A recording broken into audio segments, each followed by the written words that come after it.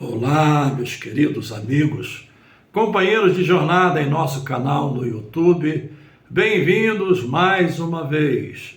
Estamos de volta nesta semana para apresentar subsídios à lição de número 10 da revista Betel Dominical, estudada nas escolas bíblicas dominicais das Assembleias de Deus vinculadas ao Ministério de Madureira em todo o Brasil e grande parte do mundo.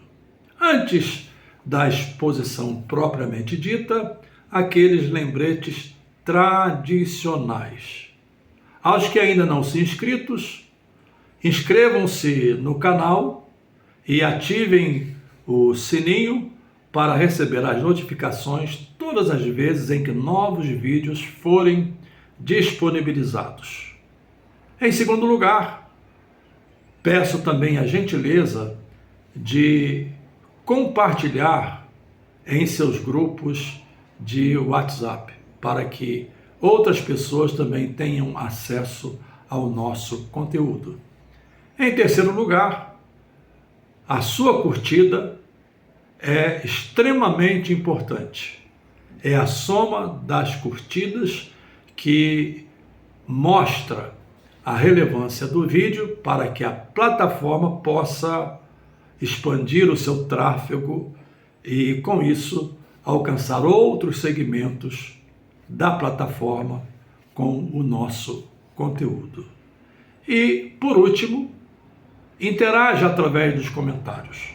Os comentários são um feedback que eu recebo e com isso eu posso avaliar até que ponto o conteúdo é satisfatório e onde eu posso melhorá-lo, aprimorá-lo, para sempre oferecer o melhor para aqueles que nos acompanham nesta plataforma.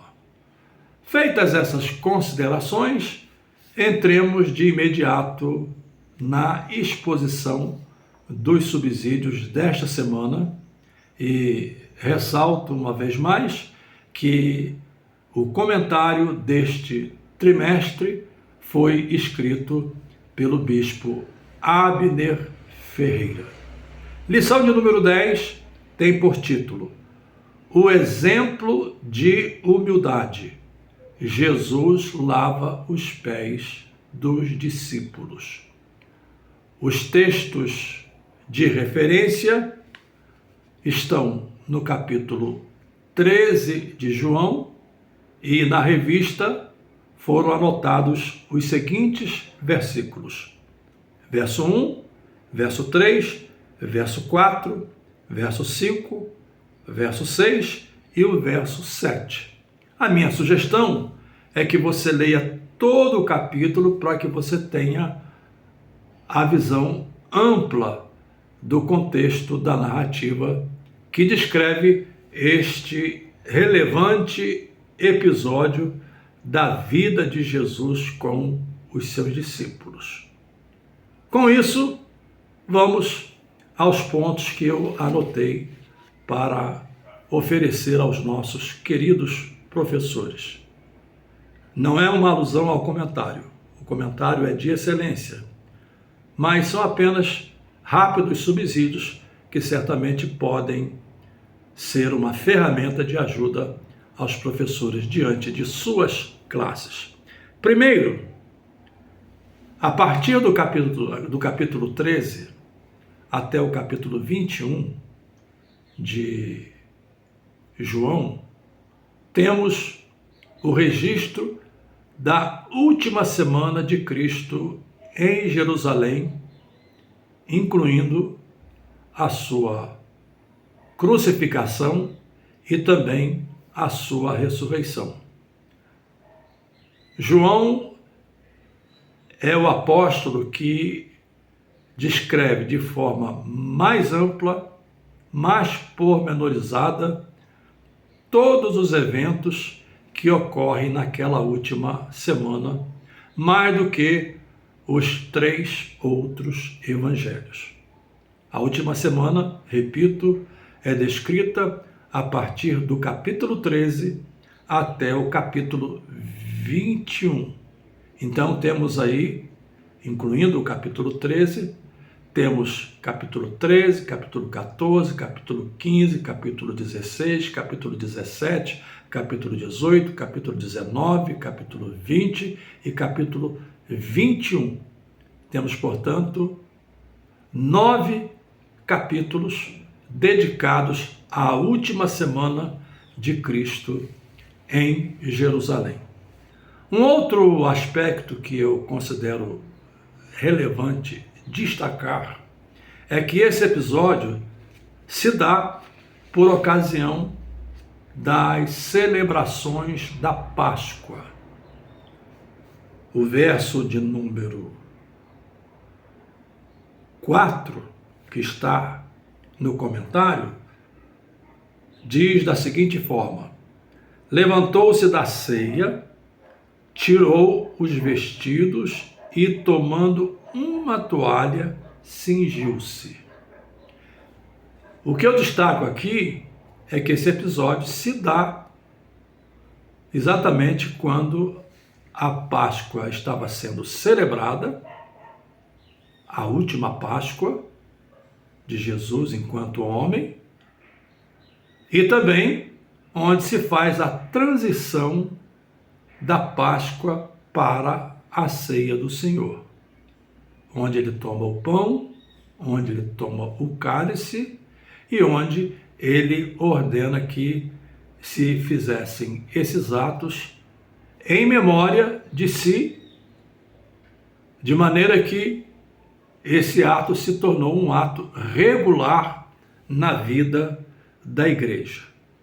Pois é nesse ambiente da Páscoa, da transição da Páscoa para a ceia, como descreve aqui o verso de número 4, é nesse ambiente que Jesus toma a toalha, se despe, cinge-se com essa toalha e toma a atitude de lavar os pés dos seus discípulos. Um dado interessante, sem entrar no mérito ainda, é que naquela época, lavar os pés era algo natural. As estradas eram poeirentas, as pessoas viajavam de um lado para o outro e onde quer que chegassem, elas tinham de lavar os seus pés. Essa era a higiene, digamos, regular. Claro que havia os banhos, mas a higiene regular era essa: lavar os pés.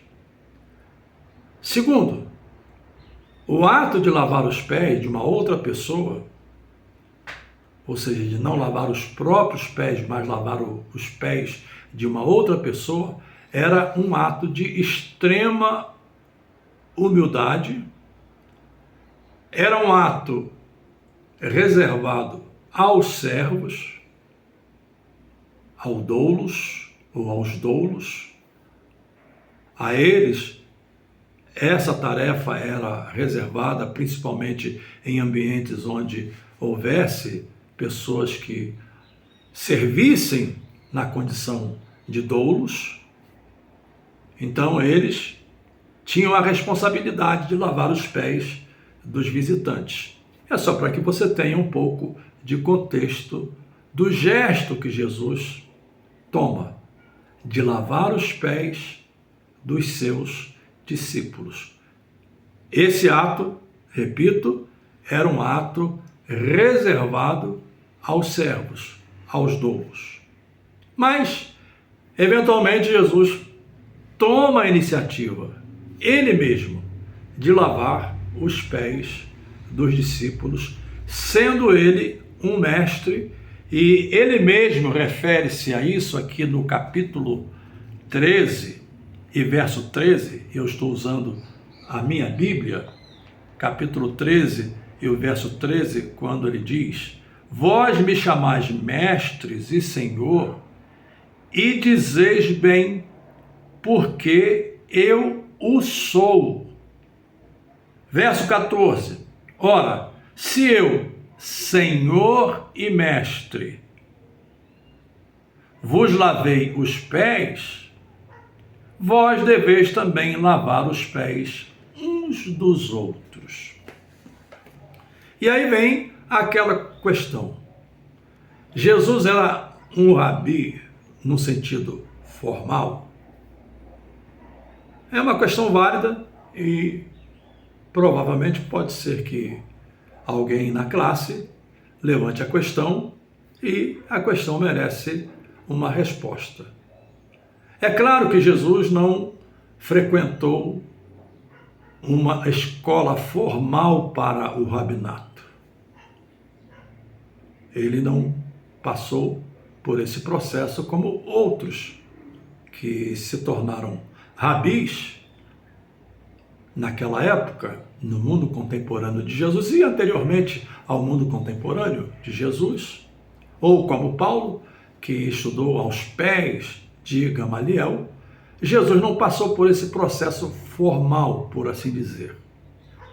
Mas ele era considerado pela comunidade como uma pessoa extremamente sábia, uma pessoa que tinha conhecimento profundo da Torá, da tradição judaica, e convém ressaltar, inclusive, já que a Bíblia diz que Jesus cumpriu toda a lei, e quando se diz que ele cumpriu a lei, quer dizer que o propósito da lei foi cumprido em Cristo, mas também tem outras implicações, ou seja, ele nasceu na cultura judaica e viveu de acordo com a cultura judaica. Então, ele era um mestre por excelência, claro que pelo poder do Espírito Santo, mas para aqueles que conviviam com ele, que não tinham essa concepção, ele era alguém com um profundo conhecimento da lei mosaica, e em razão disso, ele era considerado um mestre. E ele era aceito nas comunidades dessa forma, inclusive nas sinagogas. Ele tinha a oportunidade de falar, por exemplo, como naquela vez em que ele se levantou, tomou o livro, o rolo do profeta Isaías, e leu o profeta Isaías e terminou a sua leitura dizendo que hoje cumpriu-se esta escritura diante de todos vocês.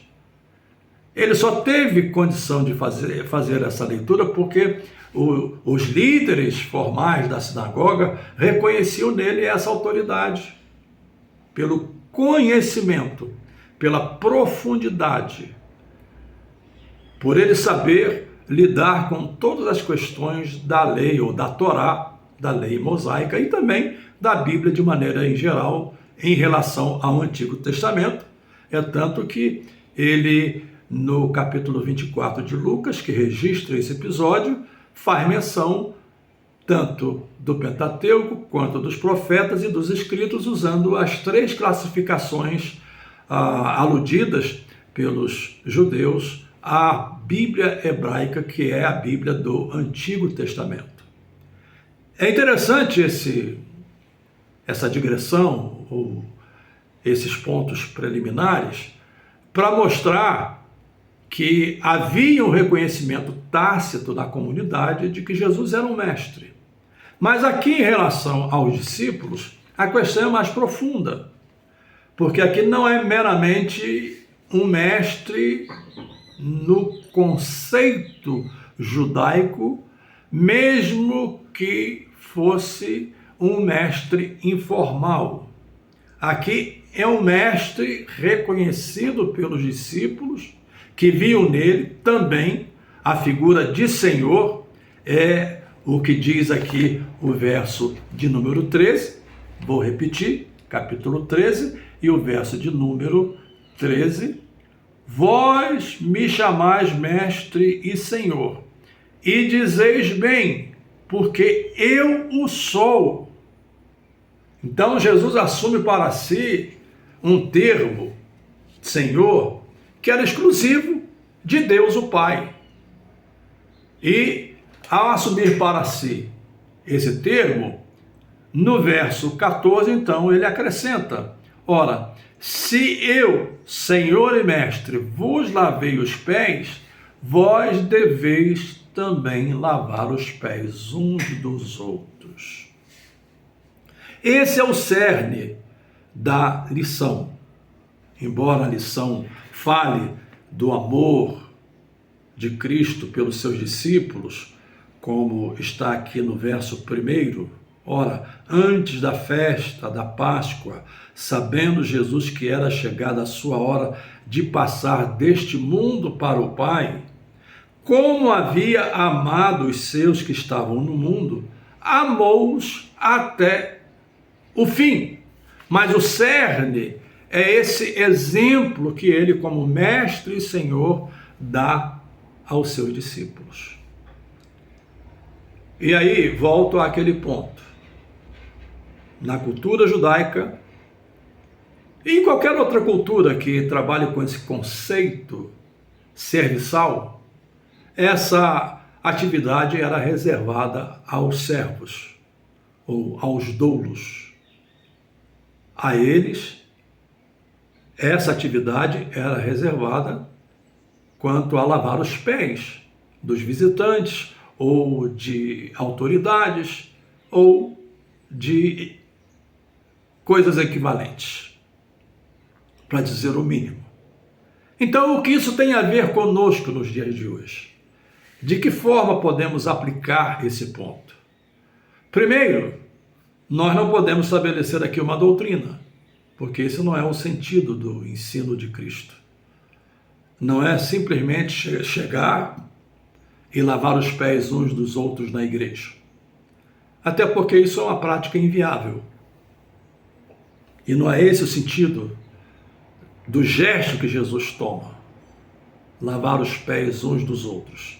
Eu não estou querendo dizer que eventualmente, numa reunião simbólica, emblemática, eu não estou dizendo que isso não possa ser feito.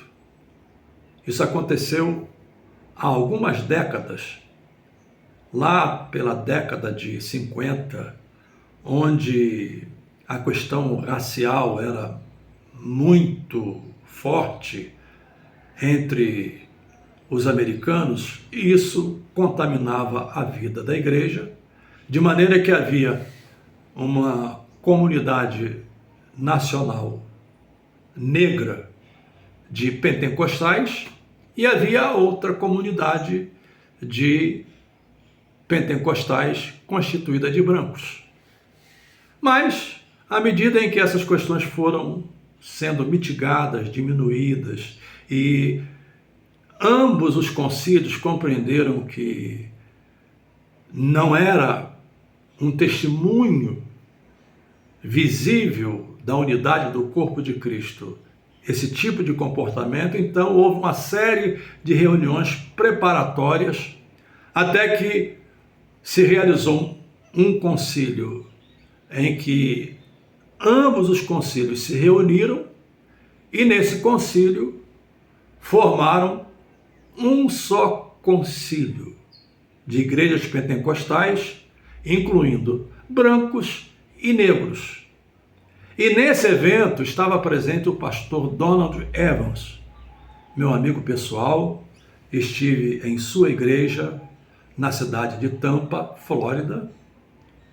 Nessa época ele era um jovem pastor e ele sentiu-se movido pelo Espírito Santo, tomou uma bacia, tomou uma toalha, subiu ao púlpito e ali lavou os pés dos bispos negros, lavou os pés dos pastores brancos, e foi um momento extremamente marcante, vibrante, de avivamento e de unidade entre as igrejas pentecostais brancas e as igrejas pentecostais negras. Se você quiser ter acesso a essa informação está no meu Facebook. Eu publiquei uma matéria completa, inclusive com os links. É só você buscar e você vai encontrar. Mas, em casos assim, é emblemático que se faça isso. Mas não há uma norma, por assim dizer. Ou seja, as igrejas agora têm de repetir esse gesto como uma prática regular, como foi no caso da ceia. A ceia foi instituída e o próprio Senhor ordenou que se repetisse o ato em memória de si mesmo, em memória de sua morte.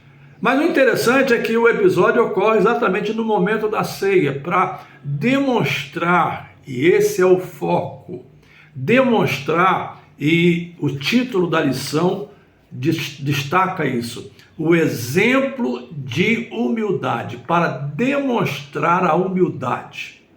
Ou seja, sendo ele mestre e senhor, quem deveria lavar os seus pés? Por óbvio, os discípulos. Eles deveriam tomar uma bacia e lavar os pés do seu Senhor e de seu mestre. Mas Jesus inverte a posição. Inverte a posição. Ele toma para si essa responsabilidade de lavar os pés dos seus discípulos. E aqui está o cerne. Aqui está o ponto focal, aqui está o ponto principal da lição deste domingo, a lição de 7 de setembro, que vamos estudar em todas as escolas bíblicas dominicais das Assembleias de Deus ligadas ao Ministério de Madureira. E eu destaquei aqui alguns pontos agora em termos práticos, em termos de aplicação. Já que não é uma doutrina, ou seja, já que não é um ato para ser regularmente repetido, então, o que podemos aprender desse episódio, dessa narrativa? Primeiro, somos servos de Deus. Essa é a primeira lição.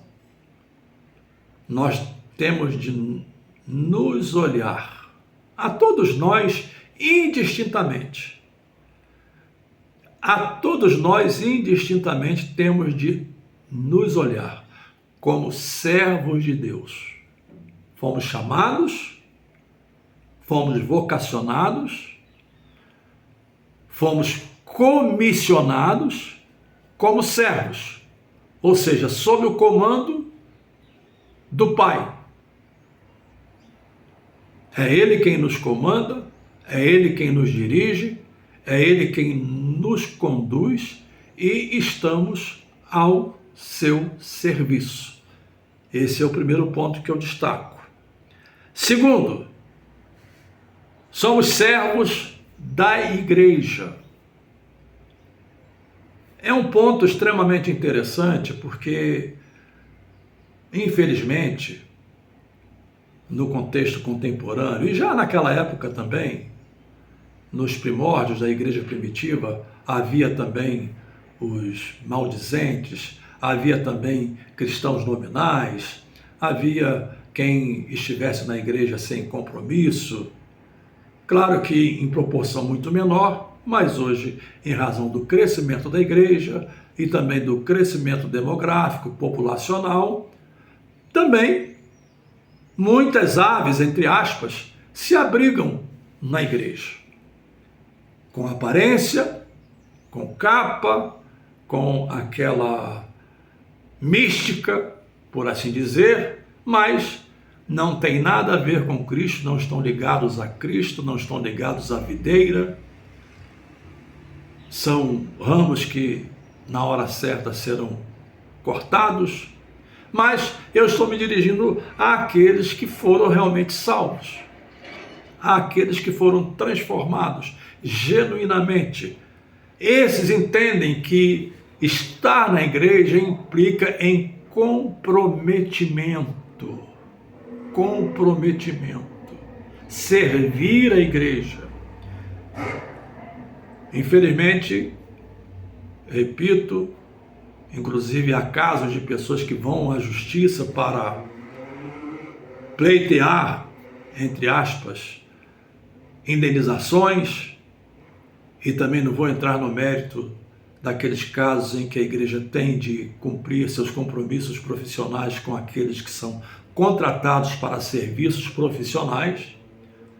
Aqui a questão não é essa.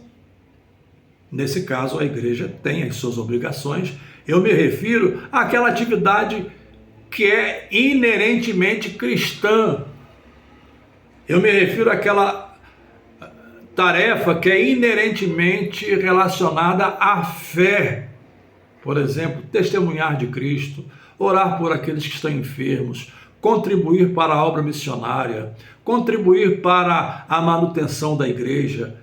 E eu poderia elencar aqui muitas outras atividades que estão vinculadas ao ato de servir a igreja. Servir a igreja. Ter a humildade de se dispor e de se despir. Jesus se despiu e cingiu-se de uma toalha. Então, se despir e cingir-se do Espírito Santo para servir a igreja. Eu não quero alongar muito a minha exposição, mas deixe-me contar um exemplo. Eu estava num jantar de casais e no final desse jantar, os casais que anteriormente participaram de outros jantares, eles são os anfitriões. Esse geralmente é o padrão. Então, nesse dia, esses casais estavam cuidando de desmontar o ambiente, a logística, lavar, limpar, faxinar. E havia um senhor de cabelos brancos com um balde, um rodo, uma vassoura, um pano de chão, e esse senhor estava lavando os banheiros. E aí o pastor que estava do meu lado me perguntou: você conhece aquele senhor? E eu disse: não conheço. E ele disse: esse senhor é um general do Exército Brasileiro, um general da ativa, não era da reserva, da ativa, diga-se por sinal. Agora aqui na igreja ele é diácono. Ele está cumprindo o seu papel de diácono com prazer, com alegria, com satisfação, com disposição de servir a igreja. Em terceiro lugar, outro ponto que eu anoto aqui é que somos servos uns dos outros. E a melhor figura, mais uma vez, e eu não me canso de repetir, é um dos meus pontos prediletos quando ensino, é a figura do corpo. Nós temos no nosso corpo vários órgãos e membros. E Paulo, no capítulo 4 de Efésios, quando menciona no final, no verso 16, ele mostra essa interdependência entre os membros e os órgãos para a subsistência do corpo. Em outras palavras, os membros do nosso corpo, os órgãos do nosso corpo são servos entre si e se ajudam mutuamente, cada um cumprindo o seu papel. Cada um cumprindo o seu papel. Isso me leva a uma outra palavra do apóstolo Paulo, quando ele escreveu: alegrai-vos com os que se alegram e chorai com os que choram. Em termos contemporâneos, a palavra para isso é empatia. Não é fácil ter empatia. Talvez na força da carne nós não temos condições, mas é pelo poder do Espírito Santo.